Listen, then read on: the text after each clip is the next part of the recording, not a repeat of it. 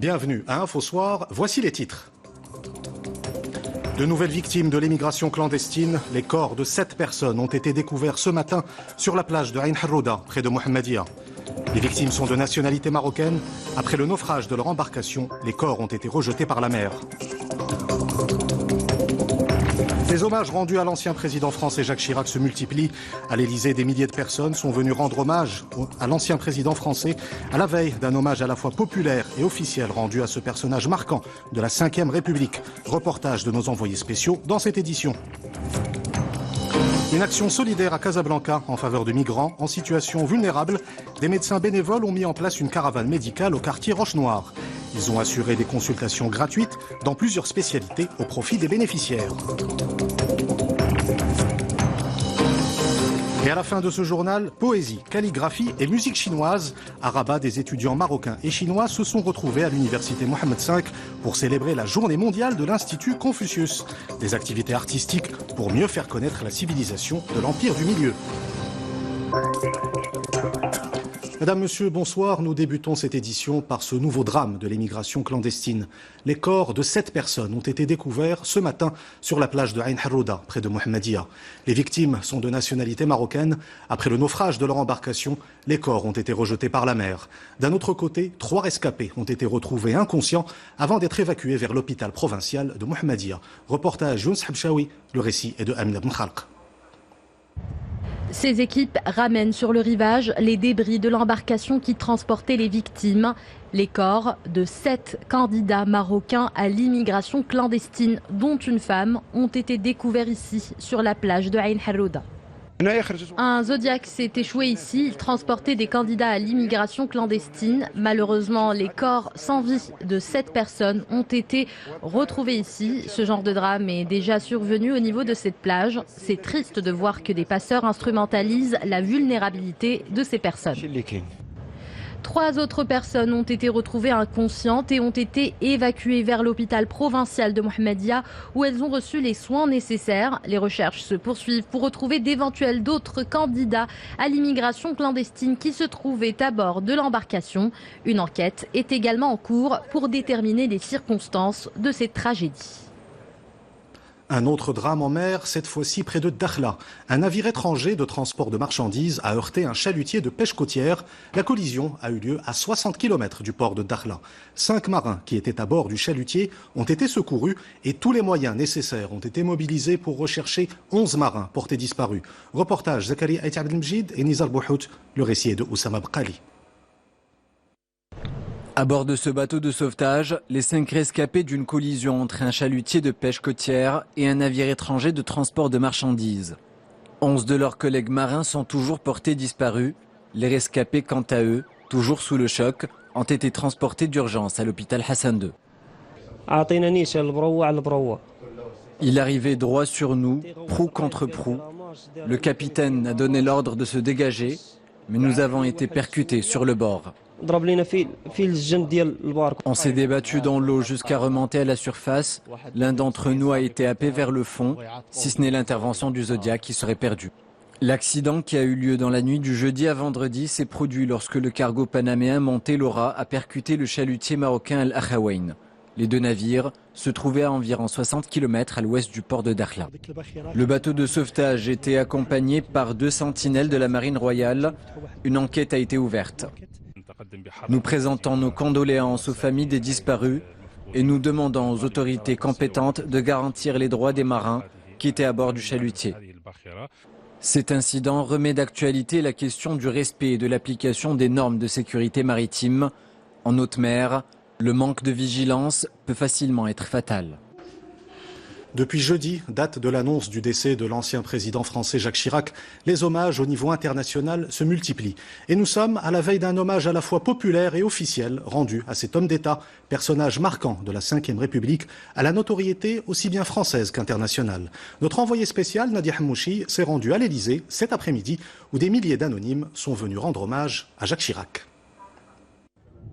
Des mesures de sécurité évidemment exceptionnelles aux abords du palais de l'Elysée pour encadrer la signature du livre de condoléances ouvert dès jeudi soir.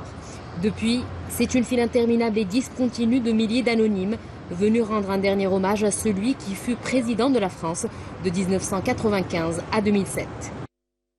Pour remercier le personnage, Monsieur Chirac, pour ce qu'il était et ce qu'il a fait, et en tant que personne, car c'était un grand monsieur. C'était un président exceptionnel à l'international, à l'Afrique, et je me souviens que c'était une belle France. La France de l'époque était meilleure. Je garde en souvenir le grand homme d'État qu'il a été, un des plus grands présidents de la Ve République, et surtout, personnellement, son engagement par rapport à l'Afrique, que ce soit l'Afrique au Sahara, au sud du Sahara, et son engagement pour le développement durable dans le monde. Il salue les valeurs portées par l'ancien chef d'État, mais également la carrière politique exceptionnelle de ce gaulliste convaincu qui avait le cœur définitivement à gauche. De cet amateur d'art primaire qui laisse une empreinte particulière avec le musée du Quai Branly qui porte dorénavant son nom. Et malgré quelques dérapages, l'histoire retiendra un Jacques Chirac ouvert sur la diversité qui caractérise la société française, et il compte près d'1 150 000 Marocains. Jacques Chirac, c'était un ami de le roi Hassan II. C'est vraiment le fond du cœur. Je rendrai hommage à cette personne parce que c'est très intéressant pour nous. L'égalité du monde, il était très gentil. Il était l'ami de Maroc numéro 1. Nous voulons de perdre plus qu'un président, un grand homme qui a su incarner les valeurs de la France. Donc c'est pour ça qu'on s'est rendu ici pour témoigner de notre sincère condoléance pour la famille Chirac. La diversité des signataires du livre de condoléances est à l'image de Jacques Chirac. Français, oui, ouvert sur le monde, définitivement.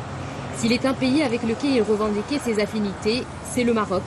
Il entretenait une relation familiale de longue date avec la famille royale et un lien privilégié avec ses habitants. Ceux de la région de Taroudant, où il séjournait régulièrement, garderont de lui l'image d'un homme accessible et simple. C'était aussi cela, Jacques Chirac. Je vous le disais, un hommage va être rendu à Jacques Chirac. Pour nous parler des dispositions prises à cette occasion, nous retrouvons en direct à Paris Khalid Mustafaoui. Khalid, bonsoir. Vous vous trouvez sur l'esplanade des Invalides où une séquence importante aura lieu demain après-midi. C'est bien cela, Khalid?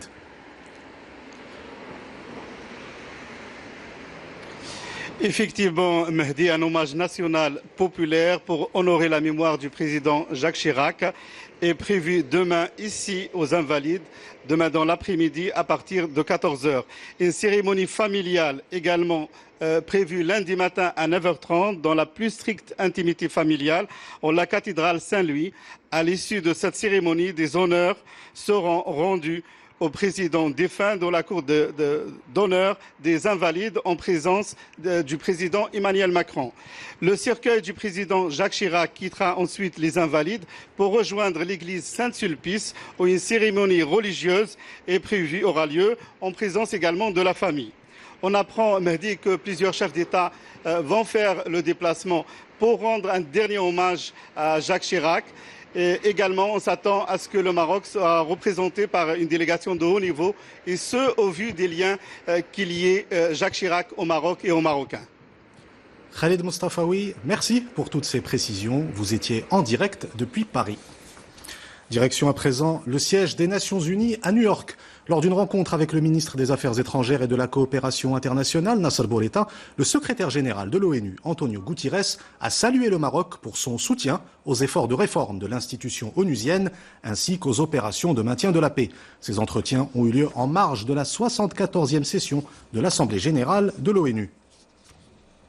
Cette Assemblée générale a été l'occasion pour la délégation marocaine de rappeler que le Maroc œuvre à une solution politique définitive aux différends régionaux autour du Sahara marocain et que la souveraineté totale du royaume sur ses provinces du Sud est une question non négociable. Je vous propose d'écouter à ce sujet le ministre des Affaires étrangères et de la coopération internationale, Nasser Bourita. La question du Sahara marocain a été présente, notamment dans les entretiens bilatéraux. Avec des pays membres du Conseil de sécurité, avec des pays qui rentrent à partir du mois de janvier au Conseil de sécurité. Comme vous le savez, le mois d'octobre, ça serait le mois de l'échéance du Conseil de sécurité. Et les discussions, y compris avec le secrétaire général, ont porté sur cette question, sur la base des acquis réalisés par le Maroc au cours des dernières années sur ce dossier, mais également par rapport à des fondamentaux, à des éléments, des paramètres qui ne souffrent d'aucune ambiguïté et qui ne peuvent faire l'objet d'aucune négociation, à savoir le dossier est un dossier d'intégrité territoriale du Maroc qui ne peut être résolu que dans le respect plein de l'intégrité territoriale, de l'unité nationale du Maroc dans le cadre de l'initiative d'autonomie. Toujours à New York, le gouvernement d'Antigua et Barbuda réaffirme la marocanité du Sahara et souligne que la solution au conflit doit se faire dans le cadre de la souveraineté du Royaume du Maroc. Une position affirmée suite à une rencontre entre les ministres des Affaires étrangères des deux pays. De son côté, le Malawi soutient la centralité du processus en cours sous l'égide des Nations Unies pour la résolution du différend autour du Sahara marocain. Une position affirmée lors d'un entretien entre le ministre des Affaires étrangères du Malawi et son homologue Nasser Bourita en marge de l'Assemblée générale. Restons en Amérique du Nord où une marée humaine a envahi les rues de Montréal. Des centaines de milliers de personnes ont manifesté pour le climat à l'appel de la militante suédoise Greta Thunberg. Le Premier ministre canadien Justin Trudeau a rejoint les manifestants. Face à l'urgence climatique, la mobilisation de la jeunesse est mondiale. D'autres manifestations ont été organisées en Amérique du Sud, notamment au Chili et en Argentine, ainsi que dans plusieurs pays européens. Une jeunesse qui se mobilise également au Maroc. Après Marrakech la semaine dernière, de nouvelles marches pour le climat ont été organisées à Casablanca, Rabat et Demnat. Des jeunes se sont aussi rassemblés dans la ville de Fès. Ils ont défilé pour appeler à une action mondiale face au dérèglement climatique. C'est un reportage de Driss El Cohen. Le récit est de Mehdi Foudi. Fès répond à l'appel mondial pour le climat. Petits et grands, les habitants de la capitale spirituelle étaient nombreux à investir les rues vendredi. Les groupes de manifestants ont brandi pancartes et slogans pour marcher et alerter sur les dangers du réchauffement de la planète. Nous sommes ici pour annoncer au monde entier que le Maroc est également affecté par le réchauffement de la planète. Notre pays souffre des inondations à cause de fortes intempéries qui ont coûté la vie à plusieurs Marocains.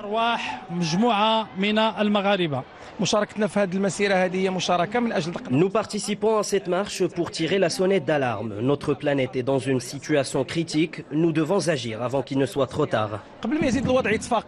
Plus de 1000 jeunes fessiers ont pris part à cette manifestation. Ils se joignent ainsi aux marches organisées dans les villes de Rabat, Casablanca et Demnat.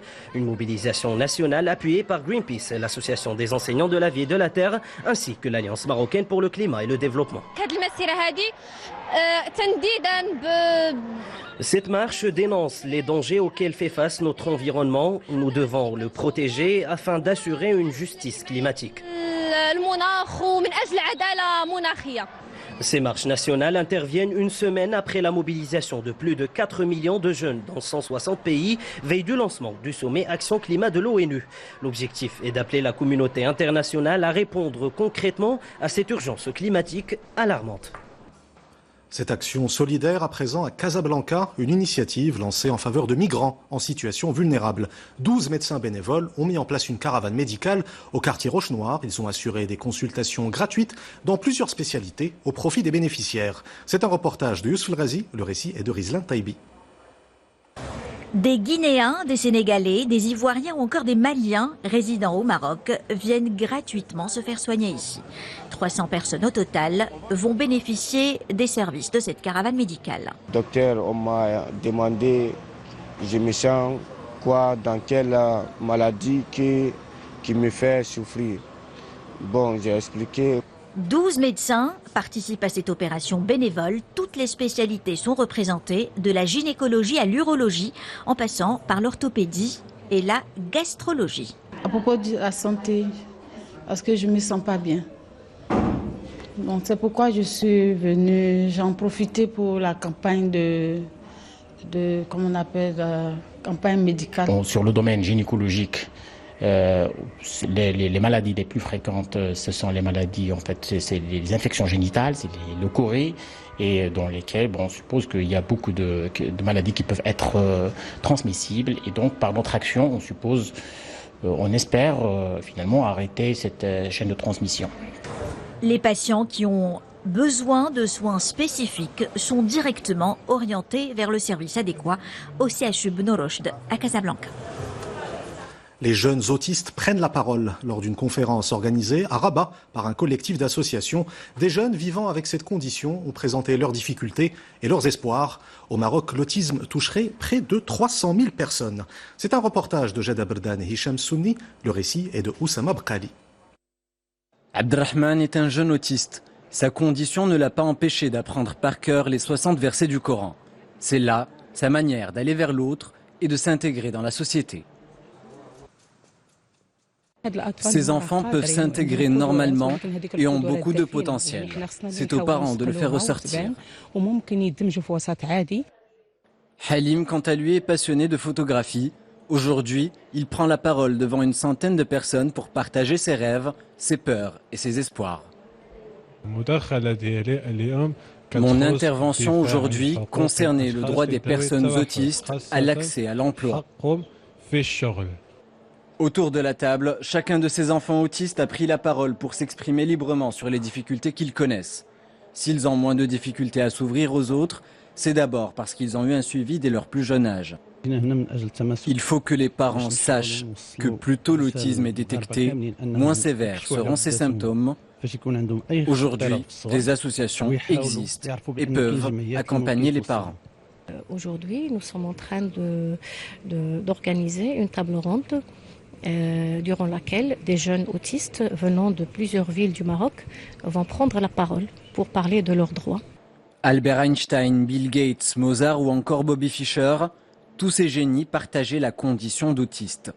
Au Maroc, malgré l'absence de chiffres officiels, le nombre d'autistes est estimé par les associations à plus de 300 000. À l'instar de plus de 100 pays, le Maroc célèbre la Journée mondiale de la rage. Le thème choisi pour cette année est celui de la vaccination. Selon l'Institut Pasteur, la rage cause la mort de 59 000 personnes chaque année à travers le monde. Et au Maroc, le ministère de la Santé affirme que 18 cas de décès dus à la rage ont été recensés en 2018. Reportage Izza Sharqi et Mohamed Chahima. C'est une maladie que beaucoup pensent disparue, la rage. Ce virus se transmet par morsure, léchage ou encore griffure. On le trouve dans la salive de certains animaux tels que les chats ou encore les chiens, responsables d'environ 99% des cas de transmission à l'homme. Seul remède contre ce mal, la vaccination. Je marchais quand un chien m'a attaqué en me mordant au bras. À mon réveil ce matin, je me suis directement dirigée vers le centre pour me faire vacciner. Je suis venue vacciner mon fils qui a été griffé par un chat. J'ai peur qu'il ne soit porteur d'un virus ou autre chose de nocif pour sa santé. C'est son deuxième vaccin, il en reste encore un troisième à faire. La vaccination, elle se fait en 3 temps. La première visite ou le premier contact, on fait 2 injections. C'est un protocole de vaccination de 4 doses, mais ça dépend selon les cas. Il y a des cas qui nécessitent la sérothérapie, d'autres cas qui ne nécessitent pas, donc c'est vraiment très spécialisé, c'est selon la personne. Depuis le début de cette année, plus de 4 800 personnes se sont rendues au centre antirabique de la région de Marrakech. Une forte demande qui s'explique par la prolifération de chiens errants et qui a nécessité la prise de nouvelles dispositions. Avec cette prolifération de la population canine, le nombre de mordus s'est doublé, même plus que doublé. Donc on était obligé de faire une réunion au niveau de la wilaya et de signer une convention où chaque partenaire, chaque commune voisinante va contribuer pour l'achat du vaccin. Selon l'Institut Pasteur, chaque année, 59 000 personnes dans le monde meurent de la rage, en particulier en Asie et en Afrique. Enseignement avec le programme de formation pour le concours de recrutement aux académies régionales de l'éducation qui se poursuit. À l'échelle nationale, il bénéficie à près de 10 000 cadres. Il vise à aider les diplômes à passer ce concours. Exemple à l'Ayoun, dans ce reportage de Yousf Ouichou. Le récit est de Amina Ben Khalq. Aziz Bouchna enseigne le français depuis 1 an dans ce lycée de l'Ayoun. Il fait partie des heureux élus du concours des enseignants cadres des académies régionales de l'éducation et de la formation. J'ai passé avec brio ce concours en 2018. C'est un concours qui exige des compétences académiques et pédagogiques particulières. Certains de mes amis n'ont pas réussi à faire leurs preuves. Et pour aider les diplômés à intégrer le monde de l'enseignement, 240 candidats à l'Ayoun ont été sélectionnés pour bénéficier d'une formation. Un programme qui les dotera des outils nécessaires pour réussir les concours de recrutement pour la rentrée 2020-2021. Ce programme gouvernemental de formation des cadres pédagogiques a pour objectif de combler certaines des lacunes des candidats pour les préparer à affronter ce concours décisif pour leur carrière. Le sort de ces candidats sera scellé en novembre prochain à travers d'exigeants concours de recrutement organisés par les académies régionales. Ils permettront de renforcer un corps enseignant composé à l'Ayoun de 663 professionnels. Nous ouvrons la page culturelle de cette édition avec la célébration de la journée mondiale de l'Institut Confucius. À Rabat, 150 étudiants marocains et chinois se sont retrouvés à l'université Mohammed V. Ils ont participé à des activités artistiques rendant hommage à la culture chinoise. Poésie, calligraphie et musique étaient à l'honneur pour mieux faire connaître la civilisation de l'Empire du Milieu. C'est un reportage de Nadia Ouhta et Mouloudi Zindine. Le récit est de Rita Saha. Défilé en habit traditionnel chinois, salutations en mandarin. Ces étudiants originaires de l'Empire du Milieu et du Maroc ont rendu hommage à cette culture millénaire et c'est à l'Institut Confucius de l'Université Mohammed V de Rabat qu'ils ont entamé les célébrations. Aujourd'hui, nous ouvrons la nouvelle année scolaire. La culture chinoise est unique en son genre et ne ressemble à aucune autre culture. Les célébrations sont magnifiques. Nous remercions les étudiants chinois et marocains. Ce matin, à Rabat, 150 étudiants ont célébré ensemble la journée mondiale des instituts Confucius, des établissements culturels implantés dans plus de 140 pays qui offrent aux amoureux de mandarin l'occasion d'apprendre cette langue. L'Institut Confucius de l'Université Mohammed V a été créé il y a 10 ans.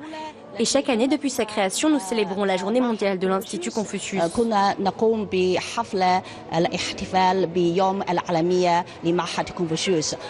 Cette célébration montre la volonté des responsables de l'Université Mohammed V et de la direction de l'Institut Confucius de renforcer les liens entre les deux cultures, mais aussi entre les deux pays.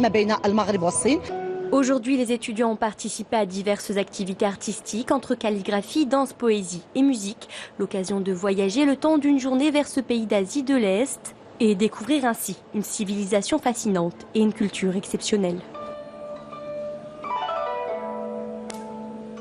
La Chine qui accueille le Festival international de l'art acrobatique dans la ville de Puyang, un événement qui en est à sa 4e édition, accueille des artistes venus de dizaines de pays pour des spectacles d'acrobatie, de magie et de cirque.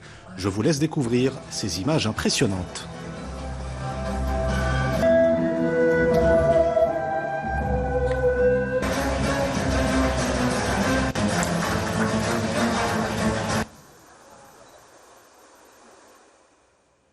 Avant de nous quitter, je vous rappelle l'une des principales informations de cette édition. Un nouveau drame de l'émigration clandestine. Les corps de 7 personnes ont été découverts ce matin sur la plage de Ain Harrouda, près de Mohammedia. Les victimes sont de nationalité marocaine. Après le naufrage de leur embarcation, les corps ont été rejetés par la mer. D'un autre côté, 3 rescapés ont été retrouvés inconscients avant d'être évacués vers l'hôpital provincial de Mohammedia. C'est la fin de cette édition. Vous retrouvez tout à l'heure Sana Rahimi pour Al Masaïa. Quant à moi, je vous dis à demain. Excellente soirée sur 2N.